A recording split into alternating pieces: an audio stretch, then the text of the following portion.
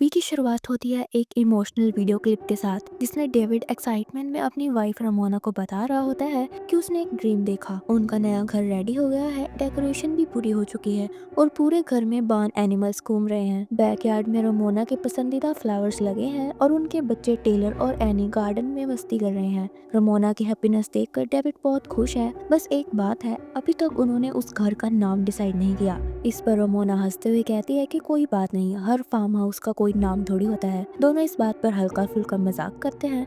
अब ये video clip असल में रमोना खुद रोज रिपीट पर देखती थी, उसी ड्रीम को बार बार जीने की कोशिश में, ताकि जो कुछ वो खो चुकी है उसका दर्द थोड़ा कम हो सके। क्योंकि रियलिटी में डेविड अब इस दुनिया में नहीं है। उसका एक भयानक कार एक्सीडेंट में डेथ हो गई थी और उसी एक्सीडेंट में रमोना अपना पैर भी गंवा चुकी थी। अब इस पूरे घर में रमोना अकेली अपने 2 बच्चों और एक पेट डॉग चार्ली के साथ रहती है। उस ट्रेजेडी के बाद से रमोना थोड़ी स्ट्रिक्ट और थोड़ी सी डिस्कनेक्टेड टाइप की रहने लगी थी और बच्चों पर वो पहले से ज्यादा ध्यान नहीं दे पाती। अगली सुबह टेलर अपनी मम्मी को जगाने आता है और बताता है कि घर की बिजली चली गई है। तो वो इलेक्ट्रिसिटी डिपार्टमेंट में कॉल करते रमोना उठती है और देखती है कि उसकी बेटी एनी अपने टॉय पेंगुइन को एक कहानी सुना रही है। वहीं दूसरी तरफ टेलर किचन में ब्रेकफास्ट की तैयारी करने लगा था। वो पहले चार्ली को उसका डॉग फूड देता है, लेकिन देखता है कि वो खत्म हो चुका है, तो उसे वही खाना दे देता है जो वो खुद खाते हैं। अब जब वो ब्रेकफास्ट बनाने लगता है तो पता चलता है कि गैस भी काम नहीं कर रही। वो मैच स्टिक यूज करता है, लेकिन वो भी खत्म हो गई थी। इसलिए एटिंग में जाकर डेविड की पुरानी चीजों में से एक लाइटर और कप निकाल आता है। यानी आप खुद नोटिस कर सकते हो कि रमोना अभी मेंटली और फिजिकली कितनी परेशान है। वो किसी भी काम में इंटरेस्ट नहीं ले पा रही। थोड़ी देर बाद फाइनली रमोना ब्रेकफास्ट करने के लिए टेबल पर आती है। जब रमोना ब्रेकफास्ट टेबल पर बैठती है तो उसकी नजर एक लेटर पर पड़ती है, जिसमें ढेर सारे बिल्स और उधारी की लिस्ट होती है। इससे साफ पता चल रहा था कि उनकी फाइनेंशियल कंडीशन बहुत खराब चल रही थी। इसकी सबसे बड़ी वजह ये थी कि रमोना अभी तक उस हादसे से बाहर नहीं निकल पाई थी। वो किसी बात पर हंसने की कोशिश तो करती है, लेकिन जैसे ही उसकी नजर डेविड की खाली कुर्सी पर जाती है, उसका दिल भर आता है। हंसी के पीछे छिपा उसका दर्द चेहरे पर आ जाता है, लेकिन फिर भी वो किसी तरह अपने आंसू रोक लेती है। उसी वक्त टेलर फिर से उसे याद दिलाता है कि बिजली नहीं है, कॉल कर दो। लेकिन इस बार उसका खुद का फोन डेड पड़ा होता है। ऊपर से उनके डॉग चार्ली की तबीयत भी बिगड़ जाती है। वो उल्टी कर देता है तो रमोना टेलर से कहती है कि उसे बाहर जाकर बांध दे, जबकि बेचारा टेलर खुद अभी तक अपना नाश्ता पूरा नहीं कर पाया था। रमोना फिर अपने कमरे में जाकर अकेले बैठ जाती है, जहाँ उसे उस भयानक एक्सीडेंट की झलकियां याद आने लगती हैं। Mom! Yeah. There's a woman in the yard. फिर रमोना हॉल में जाती है, जहाँ बच्चे भी थे, और वो आपस में बात करते हैं कि ये कौन हो सकती है। रमोना अंदाजा लगाती है कि शायद वो रास्ता भटक गई होगी या फिर ऐसे ही कहीं से आ गई हो, और क्योंकि उसका चेहरा ढका हुआ है तो शायद धूप से बचने के लिए उसने ऐसा किया हो। फिर वो सोचते हुए उस औरत से बात करने बाहर जाती है, लेकिन जैसे ही वो कुछ पूछती है, वो औरत उल्टा उससे सवाल करती है कि वो यहाँ पर कैसे आ गई, जिस पर रमोना कहती है कि ये तुम ही बताओ कि तुम यहाँ कैसे आ गई। फिर वो औरत दोबारा पूछती है कि तुम कौन हो, तो रमोना उसे अपना नाम बताती है। इसके बाद वो औरत उसका पूरा नाम पूछती है और कहती है कि वो जरूर शादीशुदा है, क्योंकि उसके हाथ में वेडिंग रिंग है। रमोना इन बातों को इग्नोर करते हुए उससे कहती है कि आखिर उसे चाहिए क्या, लेकिन वो औरत कामली जवाब देती है कि उसे कुछ नहीं चाहिए। अब यहाँ से वो औरत कुछ अजीब और रहस्यमयी बातें करने लगती है, जैसे क्या होगा अगर वो सबसे ज्यादा स्ट्रॉन्ग बन जाए, या अगर किसी दिन यूं ही गायब हो जाए तो।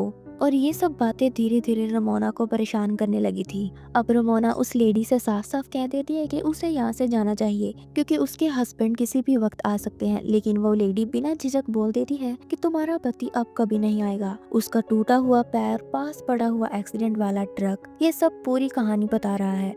वो कहते हैं कि रमोना तो लकी थी जो बच गई, लेकिन उसका पति नहीं बच पाया। और सबसे हैरानी वाली बात ये थी कि ये सारी बातें उस अजनबी औरत को कैसे पता थी। यही बात रमोना को अंदर तक हिला देती है और वो फिर से उसे जाने के लिए बोलती है, मगर तभी वो औरत करीबी अंदाज में कहती है कि today is the day. Today is the day, Ramona. You called and I came. यानी आज वो दिन आ चुका है। वो बोलती है कि रमोना ने ही उसे बुलाया था और अब वो आ गई है।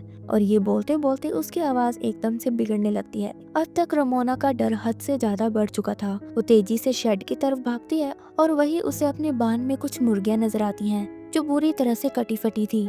अब वो अपने जीप के पास जाती है और उसमें रखे फोन को चार्ज करने की कोशिश करती है, लेकिन जीप स्टार्ट ही नहीं हो पा रही थी, जिससे फोन भी चार्ज नहीं हो पाता और इसकी वजह से उसकी फ्रस्ट्रेशन और भी बढ़ जाती है। वहीं दूसरी तरफ डॉग उस औरत को देखकर भौंकता जा रहा था, लेकिन वो औरत बस हाथ से कोई इशारा करती है और चार्ली डरकर बिल्कुल शांत हो जाता है। अब रमोना वापस घर आती है और बच्चों को इन सब बातों से दूर रखने के लिए उन्हें आइसक्रीम देती है ताकि उनका ध्यान बढ़ जाए। तभी टेलर पूछता है कि वो लेडी कौन है और उसका नाम क्या है। रमोना जवाब देती है कि उसने अपना नाम नहीं बताया, शायद वो किसी नर्सिंग होम से भागी हुई है या फिर रास्ता भटक गई होगी। वो कंफ्यूज लग रही थी और शायद घायल भी, क्योंकि उसके हाथ में खून लगा हुआ था। टेलर ये सुनते ही कहता है कि उन्हें डैड की गन निकाल लेनी चाहिए, लेकिन रमोना उससे साफ मना कर देती है।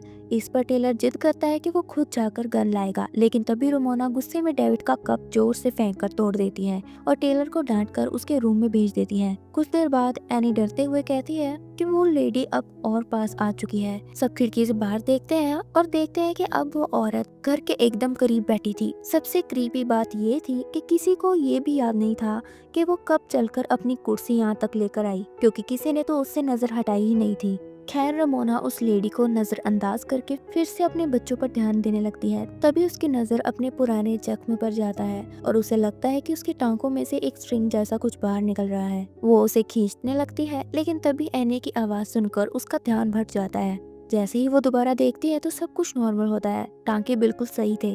तब उसे समझ आता है कि ये सब वो बस इमेजिन कर रही थी। इसके बाद वो बाहर जाती है चार्ली को देखने के लिए, लेकिन वहाँ चार्ली था ही नहीं और जिस चेन से वो बंधा था वो भी जमीन में धंसी हुई मिलती है।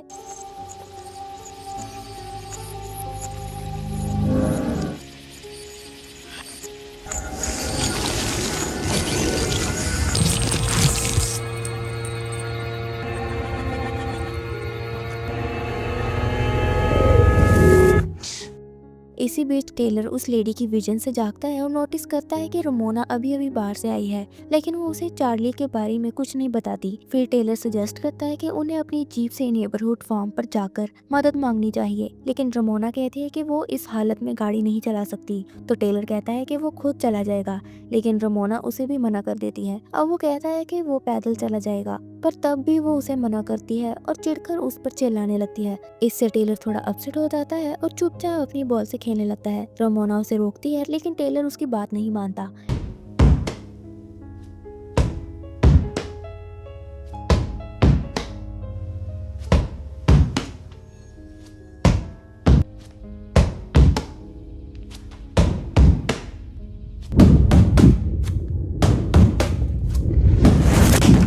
फिर वो टेलर की बॉल छीन लेती है और तभी नोटिस करती है कि एनी ठीक से आर अल्फाबेट भी नहीं लिख पा रही थी। इस पर वो एनी पर भी चिल्ला देती है, जिससे एनी उदास हो जाती है। तो रमोना उसे गले लगाकर माफी मांगती है। Be okay.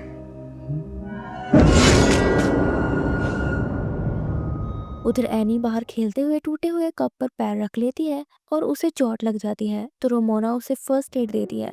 एनी कहती है कि ये सब एक एक्सीडेंट था, जैसे डैड के साथ हुआ जब उन्होंने गाड़ी क्रैश कर दी थी और उनकी जान चली गई। फिर वो रमोना से पूछते हैं कि क्या अब भी वो लोग इस घर में रहेंगे, जिस पर रमोना सिर्फ इतना ही कहती है कि उसे नहीं पता।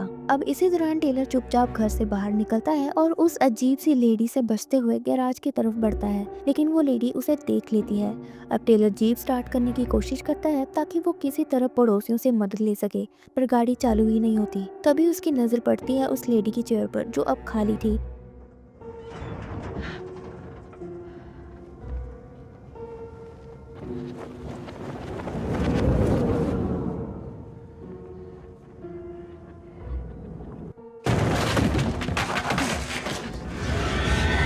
टेलर गराज के बाहर उसकी परछाई देखता है और उसे फॉलो करता है। तभी वो उस पर अटैक करने ही वाला था और पता चलता है कि वो तो उसकी माँ रमोना थी, जो उसे गुस्से में घर ले जाती है। असल में वो लेडी अब भी अपनी चेयर पर ही बैठी थी। खैर अब टेलर घर आकर गुस्सा करने लगता है। उसे लगता है कि रमोना कुछ तो छिपा रही है। वो कहता है कि वो उस लेडी को पहचानती है और ये भी जानती है कि चार्ली अब जिंदा नहीं है, लेकिन फिर भी वो कुछ नहीं बता रही। जब बहस ज्यादा बढ़ती है तो टेलर गुस्से में रमोना को पागल बोल देता है, जिससे रमोना और भी ज्यादा भड़क जाती है। टेलर अब डेविड की गन निकालने के लिए चला जाता है और रमोना को एक रूम में लॉक कर देता है। बाहर आकर वो उस लेडी पर गन तान देता है और धमकी देता है कि दस्तक गिनकर वो उसे प्रॉपर्टी से निकाल देगा, लेकिन तभी वो लेडी अपनी चेयर से उठ खड़ी होती है और धीरे धीरे टेलर की तरफ बढ़ती है। वो अपना चेहरा दिखाकर कहती है कि उसे पता है कि टेलर को गन चलानी नहीं आती और उसके डैड डेविड कभी उसे शिकार पर साथ नहीं लेकर गए। वो अपने हाथ के इशारे से हवा की दिशा तक बदल देती है और उसके और भी नजदीक आ जाती है। उधर रमोना जो कमरे में बंद थी एनी को आवाज लगाकर कहती है कि वो दरवाजा खोल दे और एनी उसकी बात मान जाती है। अब हम देख पाते हैं कि उस लेडी की परछाई और भी बड़ी और डरावनी होती जा रही थी और टेलर से कहती है कि रमोना ने हर किसी को झूठ बोला है, उसने अब तक जो भी कहा सब गलत था। अब टेलर परेशान होकर रमोना के पास आता है और एनी को लिविंग रूम में भेजकर सीधा रमोना से पूछता है कि उस रात असल में क्या हुआ था। अब रमोना टेलर को सारी सच्चाई बताती है। वो बताती है कि उस रात वो और डेविड डिनर के लिए बाहर गए थे। डेविड काफी खुश मूड में था, लेकिन रमोना फार्म हाउस में शिफ्ट होने को लेकर परेशान थी। उसे शहर छोड़ना बिल्कुल पसंद नहीं आया और वो इस जगह से चिढ़ चुकी थी। इसी बात को लेकर दोनों में बहस हुई और रमोना ने गुस्से में खुद गाड़ी चलाने का फैसला कर लिया।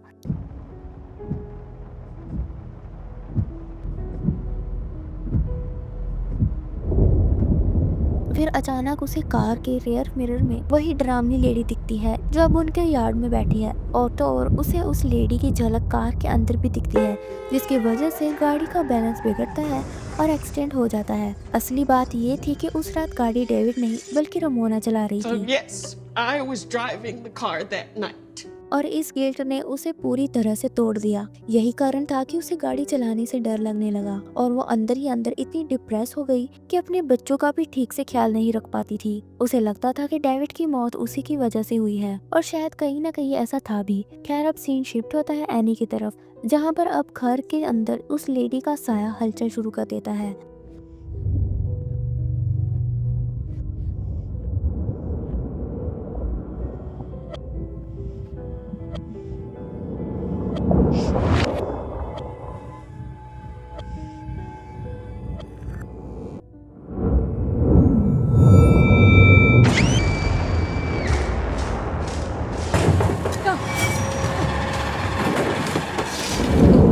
और टेलर तुरंत सारे पर्दे बंद करने लगता है। फिर वो लोग भागकर एटिक में जाकर छिप जाते हैं। अब जहाँ जहाँ घर में सूरज की किरणें आ रही थी वहाँ वहाँ वो साया उनका पीछा करता है और उन्हें हर्ट करने की कोशिश करता है।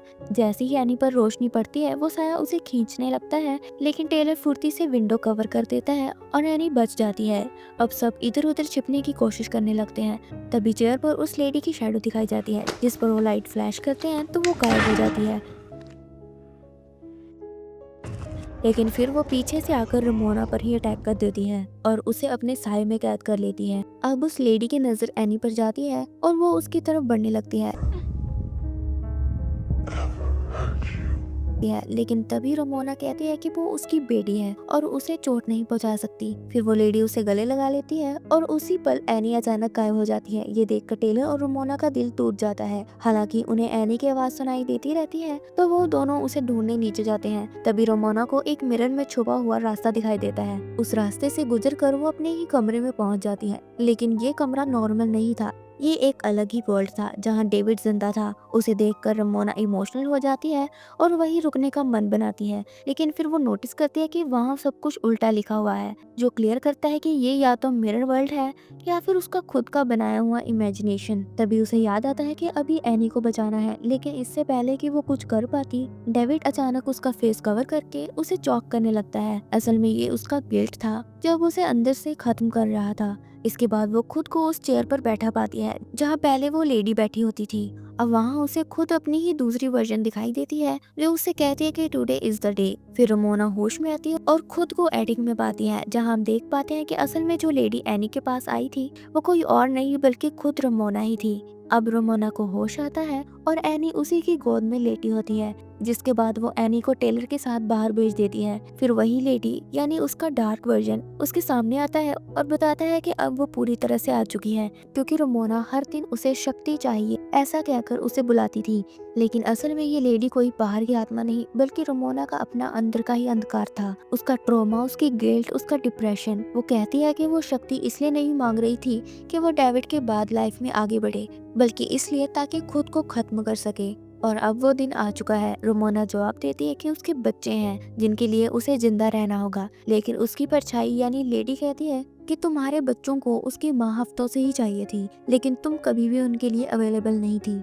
अब वो लेडी रमोना को उसके बच्चों की फ्यूचर की एक झलक दिखाती है कि अगर वो उन्हें आज आज़ाद कर दे तो आगे चलकर वो कितना अच्छा और खुशहाल जीवन जी सकते हैं। ये देखकर रमोना को पहली बार एहसास होता है कि उसके डिप्रेशन की वजह से उसने अपने बच्चों को कितना इग्नोर किया, उनके लिए कभी प्रॉपर जिम्मेदारी नहीं ली। इसी गिल्ट में डूबी हुई रमोना अब उस लेडी की बात मानने का फैसला कर लेती है।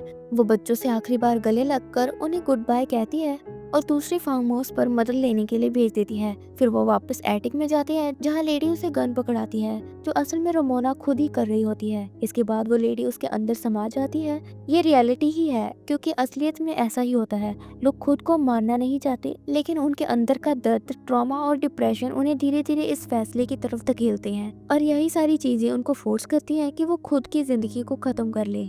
वो लेडी जो हमें शुरू में अजीब लग रही थी, दरअसल कोई और नहीं बल्कि रमोना का अपना डार्क साइड था।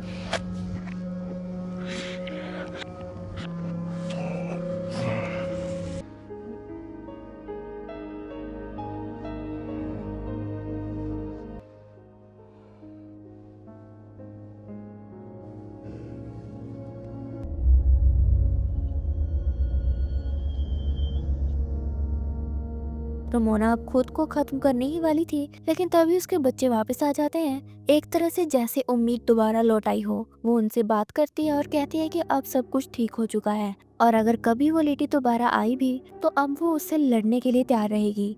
और तभी शॉकिंगली उनका डॉग चार्ली भी वापस लौट आता है। शायद कहीं ना कहीं उसे भी रमोना ने अपने गिल्ट के साथ ही बांध रखा था। अब घर की लाइट्स भी वापस आ जाती है और कैमरा हमें रमोना की बनाई हुई एक पेंटिंग पर ले जाता है, जिसमें उसने खुद को और उस लेडी को एक साथ पेंट किया होता है, ये साबित करने के लिए कि वो दोनों एक ही इंसान के दो रूप थे। और उस पेंटिंग के नीचे रमोना का नाम उल्टा लिखा होता है, जो ये इशारा करता है कि शायद हम जो देख रहे हैं वो रियलिटी नहीं बल्कि उसकी एक इमेजिनेशन है। शायद उसने सच में खुद को खत्म कर लिया है, और जो बच्चे वापस आए थे ये सब उसकी आखिरी कल्पना थी, या फिर ये सब सच भी हो सकता है। और इसी के साथ ये मूवी यहीं खत्म हो जाती है। तो दोस्तों, ये थी the woman in the yard movie की पूरी कहानी। उम्मीद है आपको ये फिल्म और इसका एक्सप्लेनेशन अच्छा लगा होगा।